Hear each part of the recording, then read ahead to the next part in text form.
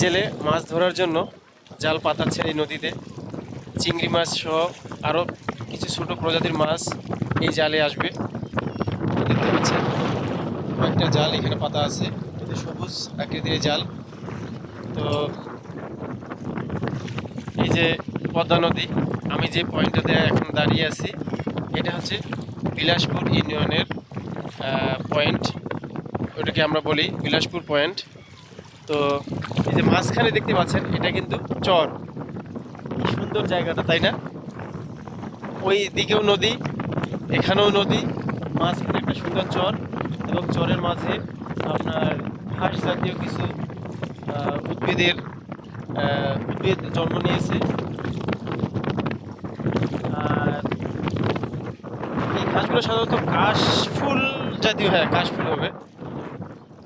আর আমি যে জায়গাটাতে দাঁড়িয়ে আছি দেখেন, অসাধারণ একটা দ্বীপের মতো, অসাধারণ একটা জায়গা, একটা দ্বীপের মতো, মানে কি বলবো আর, ভাষা প্রকাশ করার মতো না।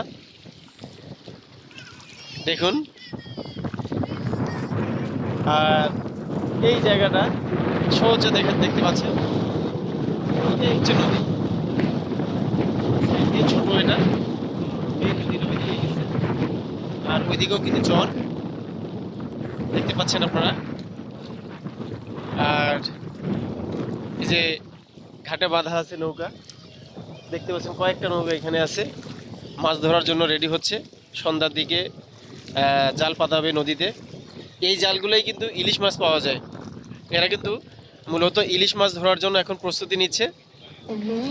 দেখতে পাচ্ছেন কয়েকটা নৌকা এখানে, আবার এইদিকেও কয়েকটা নৌকা, এই দেখতে পাচ্ছেন এখানে, এদিকেও একটা নৌকা।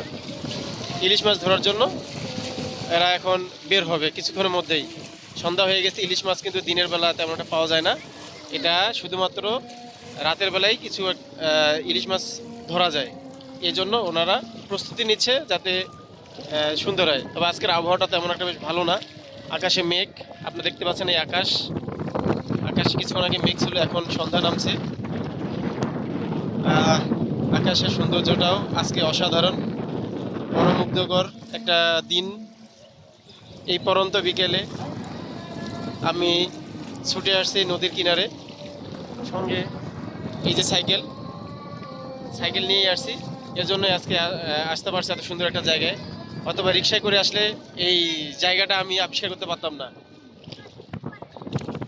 দেখতে পাচ্ছেন নদী, চর, এবং এই আকাশের এই সৌন্দর্য, আজকের দিনটাই অসাধারণ। তো কেমন লাগলো আমার এই ভিডিওটা, কমেন্টে জানাবেন, লাইক শেয়ার করবেন।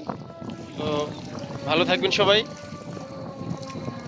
ধন্যবাদ সবাইকে, আল্লাহ হাফিজ।